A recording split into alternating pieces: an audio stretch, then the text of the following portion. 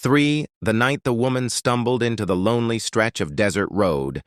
The moon hung crooked like a broken tooth, and the wind carried a sound that didn't belong to any creature living. It was the sound of someone trying not to die. Her breath scraped the air in thin ribbons, sharp and desperate, and the dust clung to her, blood-wet cheek as though the earth itself refused to let her pass unnoticed.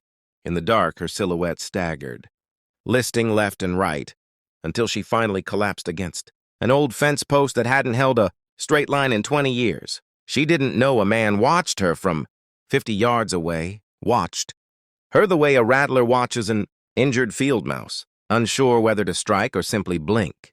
His name was Ellis Ward, a rancher with 1,000 acres of quiet land and not a single soul to speak to.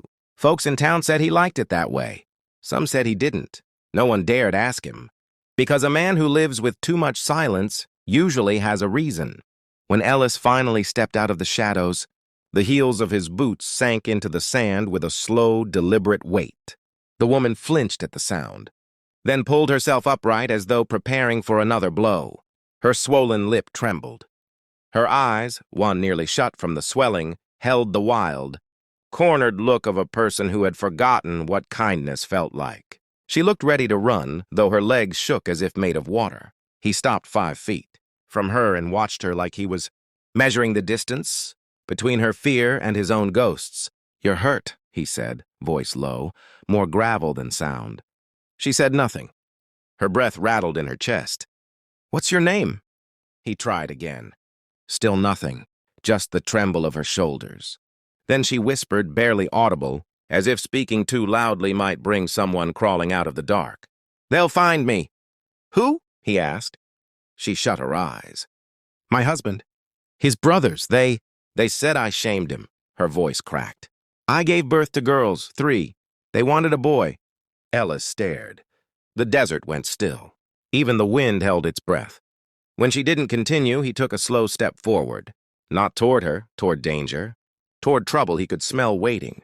Somewhere in the distance, then he looked back at her and said something he didn't plan, something that left his mouth with the weight of iron. "You're coming with me." Her eyes widened, fear tangled with disbelief, and something else, something fragile, like a flame fighting its first flicker in a storm. She didn't trust him. She had no reason to, but she also had nowhere left that didn't hurt. Ellis crouched slightly, easing one arm beneath her just enough to help her stand. She winced, body tightening, but didn't pull away. He guided her toward his horse, Old Buck, a chestnut with more patience than sense, and lifted her carefully into the saddle before climbing up behind her. The heat of her trembling body pressed against him, and he felt a pang he felt in years, responsibility. They rode through the night, the sky bruised with storm clouds, and the land stretching endlessly outward like a grave that had forgotten how to close. By the time they reached his ranch, dawn had begun gnawing at the horizon. The cabin stood silent, lonely, too large for one man and too small for all the memories he refused to let go of. Inside, he set her on the chair beside the hearth. She gripped the arms like she expected them to disappear. "You need water," he said. "And rest." "I'll make some coffee." She flinched again. No hot water, please." He paused. Then he understood. Whoever had hurt her hadn't just hit her, they'd taught her to fear even the small, harmless comforts. "I'll keep it cold," he said softly. When he handed her the cup, she took it with both hands like she expected the metal to burn her anyway. She sipped, shivered, and stared at the fire he lit across the room as though she wished she could step closer, but didn't know if she was allowed. The silence between them grew thick, heavy. Ellis wasn't good with words, but he wasn't blind either. "They do this to you often?" he asked. She looked into the cup, voice tiny. "Every time a girl was born." "How old are they?" he asked. 6, 4, 2. He swallowed hard. The thought of 3 little girls living with men who used cruelty like breath sickened him. "Where are they now?" "They took them from me tonight," she said in a shaking whisper. "Said they'd fix the shame at the root." Her fingers clenched so hard the cup trembled. "I fought them. That's why they—" She gestured weakly toward her bruised face. The desert outside seemed to exhale like the land itself mourned what she said. Ellis stood slowly, the decision forming in his veins before he even recognized it. He'd known men like her husband and his brothers.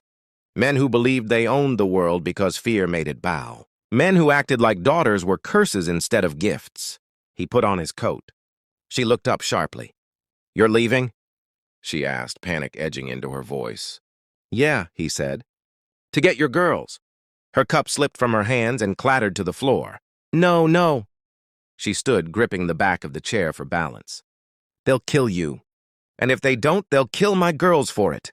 Ellis met her gaze, and something old and broken in him stirred, something that had been buried with the wife he'd lost years ago and the child they never got to raise. "Let him try," he said. Before she could argue, a sound split the morning air, a horse screaming, then thundering hooves. Ellis moved to the window.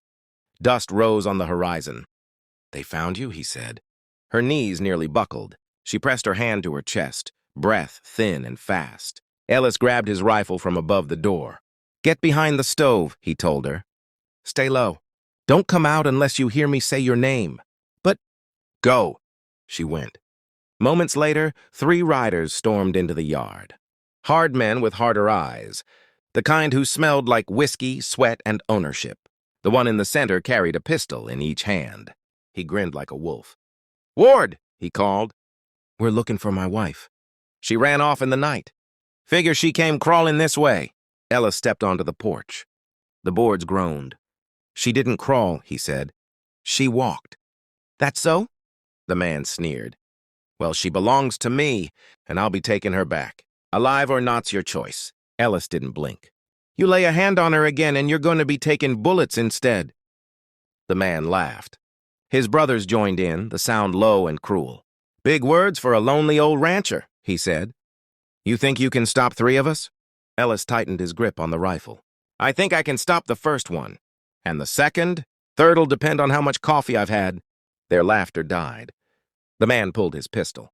The shot cracked the air, and everything exploded at once. Ellis dove sideways, firing. One rider fell from his horse before his body even hit the ground. The second lunged toward the porch, but Ellis swung the rifle like a club, smashing it across the man's jaw. The third fired wildly, bullets chewing into the wood around Ellis like hungry beasts.